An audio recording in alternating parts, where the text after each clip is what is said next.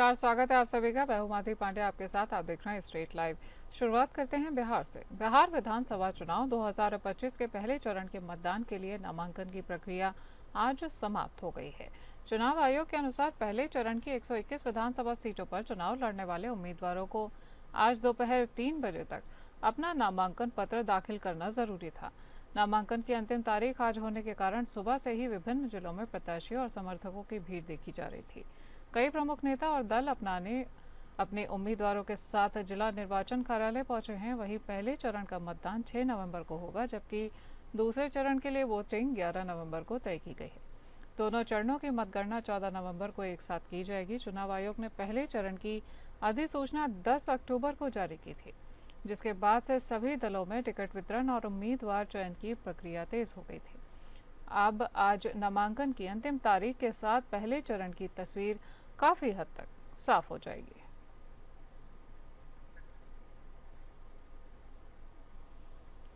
गुरुवार को उत्तर प्रदेश के सीएम योगी आदित्यनाथ आज बिहार के सहरसा दौरे पर पहुंचे हैं, जहां उन्होंने एनडीए से बीजेपी के उम्मीदवार डॉक्टर आलोक रंजन झा के समर्थन में पटेल मैदान में एक जनसभा को संबोधित किया है। इस दौरान सभा स्थल पर हजारों की भीड़ मौजूद रही है और इस दौरान मंच पर मंत्री जनक राम सहित सहरसा के सिमरी बख्तियारपुर सीट से लोजपा से उम्मीदवार संजय सिंह, महिषी से जेडीयू के उम्मीदवार गुंजेश्वर शाह, सोनवर्षा से जेडीयू उम्मीदवार रत्नेश सादा और बीजेपी से उम्मीदवार आलोक रंजन झा भी मौजूद रहे हैं।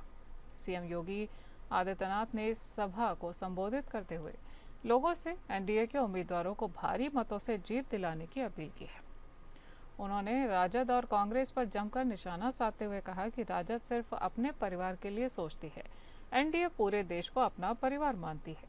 वहीं उन्होंने कहा कि आज जब बिहार को पहचान मिल रही है तो कांग्रेस और आरजेडी ने एक शगुफा छोड़ दिया है कि हमें विकास नहीं बुरका चाहिए। उनको विकास नहीं चाहिए, उनको बुरका चाहिए, जिससे फर्जी वोट डालकर यहाँ के गरीबों और दलितों या फिर बाकी लोगों पर डकैती डाली जा सके। विधानसभा में एक माफिया था, दुर्दांत माफिया था। उसके बंगले को हमने खाली करवाया और फिर बुलडोजर चलवाया। फिर उस वहां पर गरीबों के लिए आवास बनाए, हाई राइज बिल्डिंग बनवाई और गरीबों को फ्री मेरे एक आवास उपलब्ध करवा दिया। ऐसे लखनऊ में भी होने जा रहा है। और जनपद में वहां माफिया के द्वारा कब्जा की गई भूमि पर, और अगर किसी ने 10 एकड़ जमीन कब्जा की है और उसके पास अगर कुछ पुश्तैनी भूमि थी तो सबको मिलाकर के ब्याज सहित वापस लिया गया और वापस लेकर के फिर गरीबों को आवंटित करके गरीबों के मकान बनाए जा रहे हैं। बहनों और भाइयों, माफिया के खिलाफ, गुंडागर्दी के खिलाफ, देशद्रोही तत्वों के खिलाफ, अराजकता फैलाने वाले तत्वों के खिलाफ अगर कोई लड़ पाएगा तो डबल इंजन की एनडीए सरकार ही लड़ पाएगी, एनडीए का कार्यकर्ता ही लड़ पाएगा। और वही कार्य बिहार विधानसभा चुनाव को लेकर गुरुद्वार को मुजफ्फरपुर में एनडीए प्रत्याशियों ने जबरदस्त शक्ति प्रदर्शन करते हुए नामांकन पर्चा दाखिल कर दिया है। इस दौरान भारतीय जनता पार्टी के दिल्ली सांसद और मशहूर गायक नेता मनोज तिवारी भी मुजफ्फरपुर पहुंचे हैं। उन्होंने मंच से जनता से एनडीए के पक्ष में वोट देने की अपील की है और कहा है कि बिहार में विकास का सिलसिला नीतीश कुमार और नरेंद्र मोदी के नेतृत्व में जारी रहेगा। नामांकन के दौरान समर्थकों की भारी भीड़ उमड़ पड़ी है और जगह जगह ढोल नगाड़ों की गूंज और फिर एक बार एनडीए सरकार के नारों से पूरा इलाका गूंज उठा है। सकरा विधानसभा क्षेत्र से एनडीए प्रत्याशी आदित्य कुमार, कुटनी विधानसभा क्षेत्र से पंचायती राज मंत्री केदार प्रसाद गुप्ता और गायघाट विधानसभा क्षेत्र से कोमल सिंह ने नामांकन पर्चा दाखिल कर दिया है। वहीं बोचहा से राजद प्रत्याशी अमर पासवान और औरई से रमा निशान ने भी नामांकन किया है। कार्यक्रम के दौरान केंद्रीय जल शक्ति मंत्री राजभूषण निषाद विशेष रूप से मौजूद रहे और साथ ही मंच पर सकरा विधायक अशोक कुमार चौधरी, एमएलसी दिनेश सिंह, वैशाली की सांसद वीणा देवी तथा भाजपा के वरिष्ठ नेता अजय निषाद सहित कई दिग्गज नेताओं ने उपस्थिति दर्ज कराई है। सभा को संबोधित करते हुए नेताओं ने कहा कि एनडीए सरकार ने बिहार में सड़क, शिक्षा, स्वास्थ्य और रोजगार के क्षेत्र में अभूतपूर्व विकास किया है।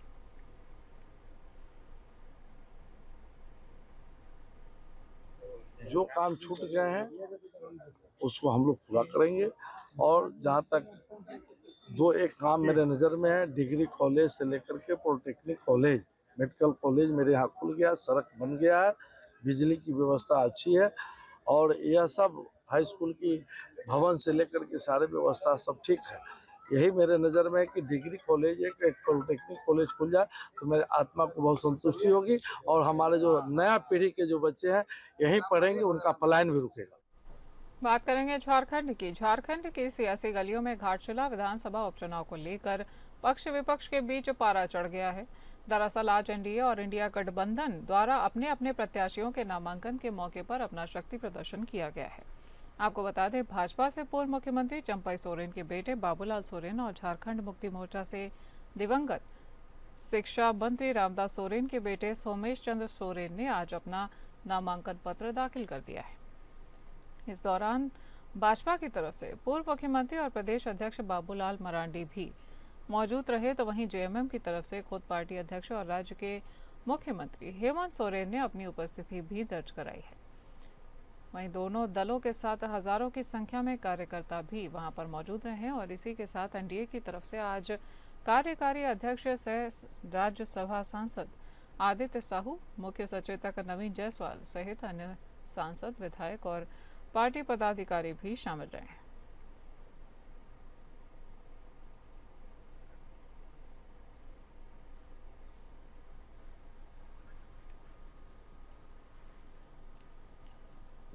रांची स्थित जैप वन ग्राउंड में 7 साल बाद आयोजित इप्सोवा दिवाली मेले के उद्घाटन के मौके पर बतौर मुख्य अतिथि राज्य के मुख्यमंत्री हेमंत सोरेन और विधायक कल्पना सोरेन नजर आए हैं।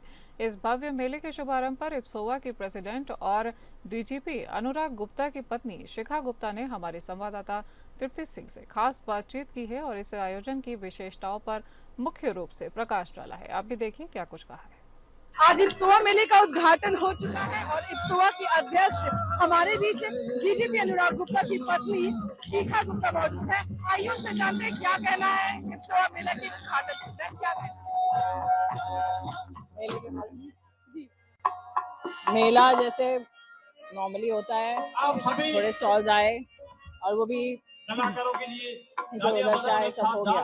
हमारा बाहर से भी कल्चर, हमारे यहाँ बाहर से कुछ नहीं है, हमारे यहाँ सारे लोकल है, लोकल आर्टिस्ट को प्रमोट कर रहे हैं और हम दिखाना चाह रहे हैं कि झारखंड बहुत रिच है।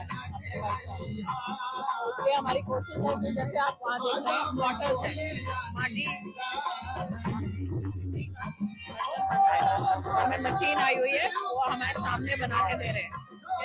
मेरे पास यहाँ पे टेराकोटा की प्रेशर कुकर पकाया हुआ है, वहाँ पे लॉक हैंडल कर रहे हैं, ठीक है। और यहाँ पे सोराई पेंटिंग है जो कि नेचुरल चीजों से बनी है, मिट्टी से बनी है, कैनवस पे। तो अगर आप देखेंगे ये इस तरीके के आर्टिस्ट आपको वैसे कहीं नहीं मिलेंगे, उनको अंदर अंदर से हम ले करके आते हैं। तो हम चाहते हैं कि हमारे झारखंड वासी देखें। इतने सालों बाद ये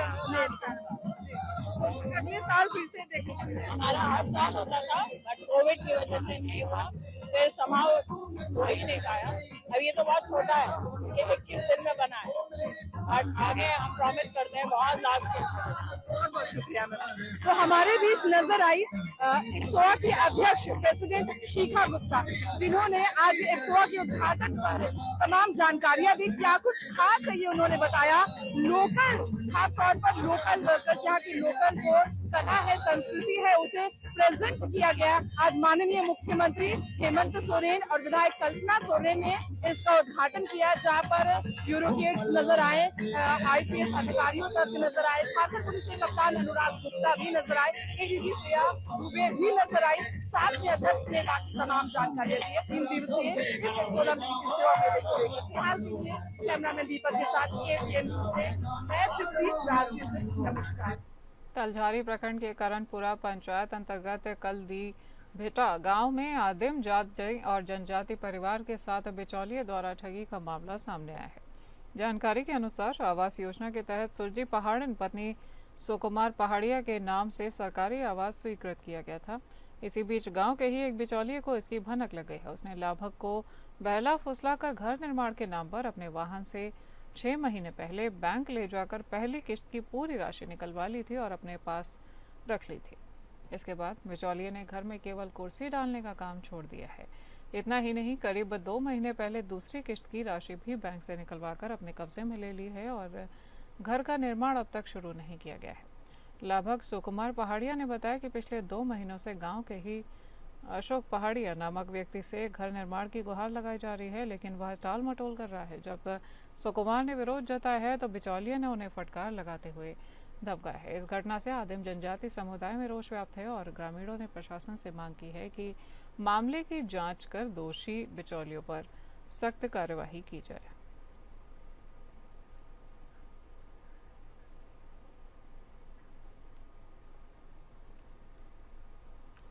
राजधानी रांची के मोरहाबादी स्थित doctor Ramdayal Munda tribal welfare research institute में 3 दिनों तक चले धरती आबा ट्राइबल फिल्म फेस्टिवल 2025 का समापन बेहद ही भव्य तरीके से किया गया है।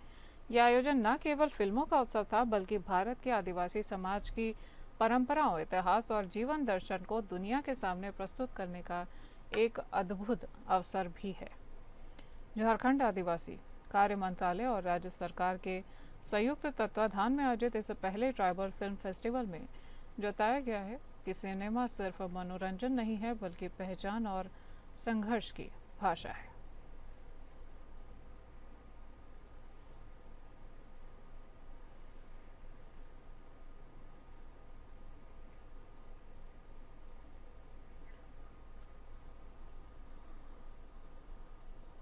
बात करते हैं छत्तीसगढ़ की। बस्तर में लंबे समय से नक्सल गतिविधियों में शामिल रहे 210 नक्सलियों ने शुक्रवार को आत्मसमर्पण कर मुख्यधारा में लौटने का निर्णय ले लिया है। इन सभी ने हिंसा का रास्ता छोड़कर समाज में शांति और विकास की दिशा में आगे बढ़ने का संकल्प लिया है।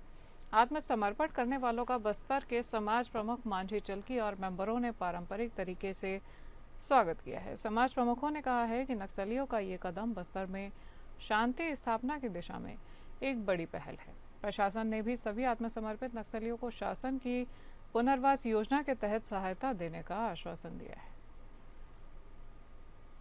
आज छत्तीसगढ़ ही नहीं, देश के लिए आज के इस दिन को ऐतिहासिक दिन कह सकते हैं। आज बहुत बड़ी संख्या में नक्सली हमारे देश के संविधान पर विश्वास करते हुए विकास की मुख्यधारा से जुड़ने जा रहे हैं और उनका स्वागत है। सरकार उनके लिए पुनर्वास के लिए और मतलब जो विकास की मुख्यधारा से जुड़ते हैं उनके लिए बहुत कुछ अच्छा सोची है। उनको अच्छा पुनर्वास भी देंगे, उनका स्किलिंग भी कराएंगे, रोजगार से जोड़ने का काम भी होगा। छत्तीसगढ़ में स्वास्थ्य एवं परिवार कल्याण मंत्रालय द्वारा छत्तीसगढ़ में टीबी मुक्त भारत अभियान चलाया जा रहा है, जिसमें भैयाथान सामुदायिक स्वास्थ्य केंद्र में प्रकाश इंडस्ट्रीज लिमिटेड कंपनी के द्वारा टीबी मरीजों को पोषण किट दिया गया है। ये कार्यक्रम में 65 मरीज उपस्थित हुए थे, जिसमें कंपनी के द्वारा टीबी मरीजों को गोद भी लिया गया है। वहीं मरीजों को साल भर के लिए पूरी दवा की जिम्मेदारी कंपनी ने ले ली है। आपको बता दें कि टीबी मुक्त भारत बनाने में शासन प्रशासन के साथ में कंपनियां भी अपनी भूमिका निभा रही हैं। लोग जो है गाँव में रहते हैं, खासतौर पे या टीबी पेशेंट के कांटेक्ट में रहते हैं। ऐसे मरीज, सारे मरीज जो चिन्हांकित किए गए हैं, उन सबको आज बुलाकर इस अवसर पे उनको एक पौष्टिक आहार के बारे में विस्तृत जानकारी दी जाएगी एवं उनको पौष्टिक आहार का किट दिया जाएगा। एवं हमारे साथ ही यहाँ पे आए प्रकाश इंडस्ट्रीज के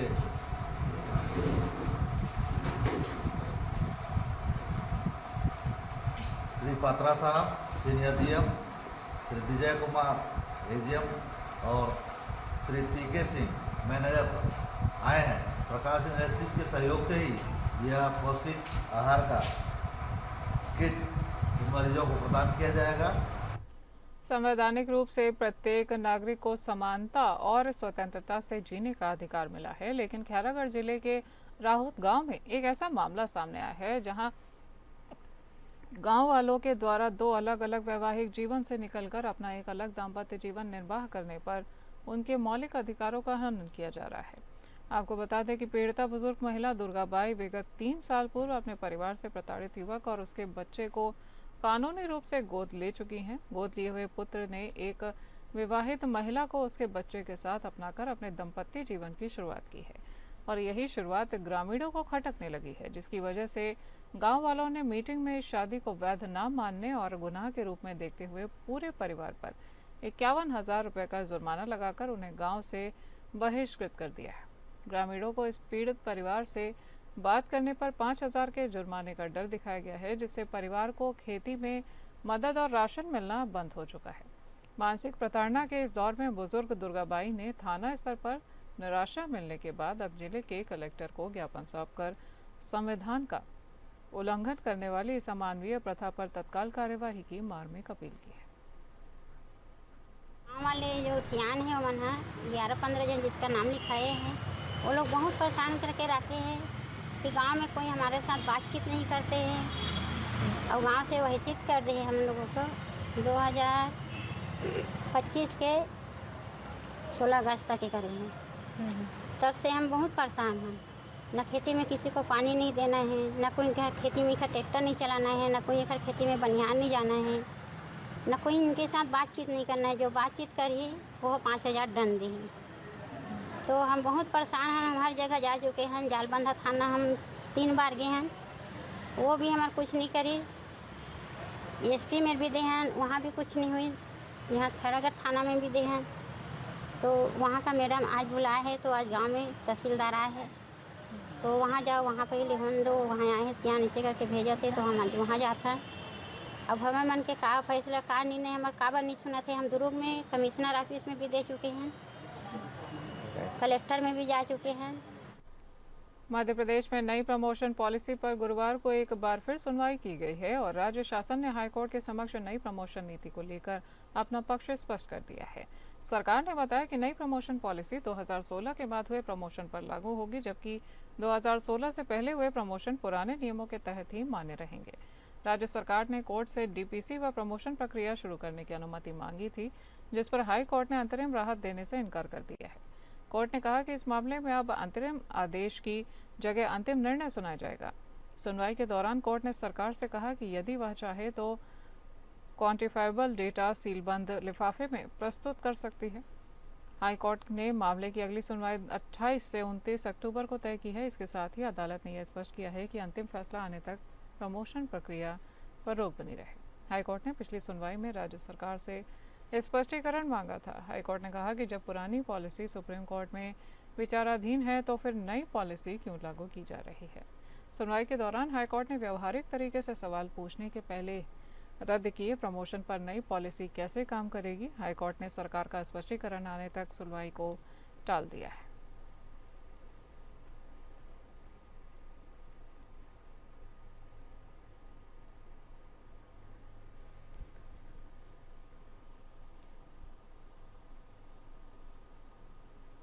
मध्य प्रदेश में दलितों पर अत्याचार के मामले थमने का नाम नहीं ले रहे हैं और दमोह जिले में दलित पर पैर धुलाकर पानी पिलाने की घटना के बाद अब कटनी जिले के स्लीमनाबाद से इंसानियत को शर्मनाक कर देने वाली ये खबर सामने आई है, जहां दबंगों ने एक दलित युवक को बेरहमी से पीटा है और उसके शरीर पर मूत्र त्याग कर दिया है। मामला कटनी जिले के थाना स्लीमनाबाद थाना क्षेत्र के मटवारा का है। यहाँ दलित युवक राजकुमार चौधरी ने अपने खेत के पास हो रहे अवैध खनन का विरोध किया है। बस यही उसका कसूर था। गांव के सरपंच रामानुज पांडे, उनके पुत्र पवन पांडे, भतीजे सतीश, राम बिहारी हल्दकार और उनके साथियों ने युवक को पकड़ लिया और उसकी लात घूस से पिटाई की है और जातिगत गालियां भी दी है। वहीं बीच बचाव करने आए पीड़ित की मां को भी बाल पकड़कर घसीटा गया है और बुरी तरह से मारा गया है। पीड़ित की हालत बिगड़ने पर उसके परिजनों ने उसे जिला अस्पताल में भर्ती किया है, जहां वो 3 दिन तक इलाजरत रहा है। डरे सहमे युवक ने अब पुलिस अधीक्षक कटनी से गुहार लगाई है कि उसका कहना है कि दबंगों ने शिकायत करने पर जान से मारने की धमकी दी थी। मीडिया के मामले को तूल पकड़ने के बाद पुलिस ने अब INS की धारा सहित अनुसूचित जाति जनजाति अत्याचार निवारण अधिनियम की धाराओं के तहत केस दर्ज कर लिया है।